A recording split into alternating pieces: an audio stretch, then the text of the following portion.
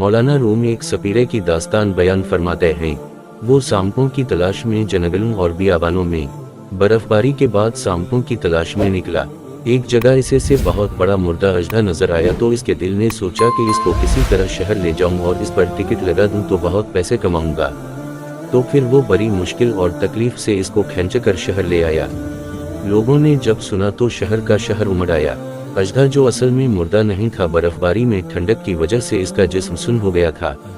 हुजूम की गर्मी ने और सूरज की हरारत में इसे फिर से ठीक कर दिया और इसने हरकत करना शुरू कर दी। हुजूम ने जब ये देखा तो भाग खड़े हुए, जिसका जदुर्माहुआ दूर पड़ा। सपीरा जो अजदे के पास खड़ा था, इसने जैसे ही भागने की कोशिश की तो अजदे ने मीना खोला और सपीरे को निगल लिया।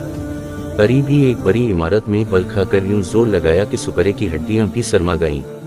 मौलाना रूम ये वाकया सुना के यूं फरमाते हैं कि हमारा नफ्स भी एक अजदे ही की तरह है, इसे कभी मुर्दा तस्वुर नहीं करना, वसाइल ना होने की बना पर यह ठिठरा हुआ नजर आता है। अल्लाह करीम की अतात से बगावत और दुनिया परसती वो दो हरारतें हैं जो इसे मुतहर्रिक कर देती हैं। असला इस्तग़फ़ार किया करें और अल्लाह से नफ्स की क़ैद से बचने की दुआ किया करें। जज़ाकल्लाह खैर।